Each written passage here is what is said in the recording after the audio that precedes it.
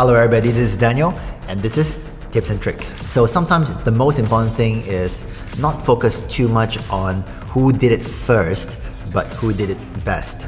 And what I actually mean by that is sometimes it's really important to not worry about doing something that's absolutely original, to be unique. But sometimes it's more important to create something that's very beautiful and refined.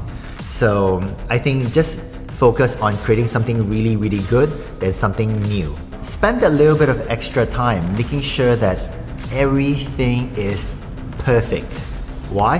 This is a hairdressing competition. You want to make sure you deliver your best work. And when it comes to blending, make sure there's the absolute perfect seamless blend. If it's a cut, make sure the absolute most perfect cut you've ever produced. If it comes to styling, I guess, make sure every single strand is absolutely perfect. No flyaways. Spend a little bit extra time. Make sure your work is the best you absolutely could produce.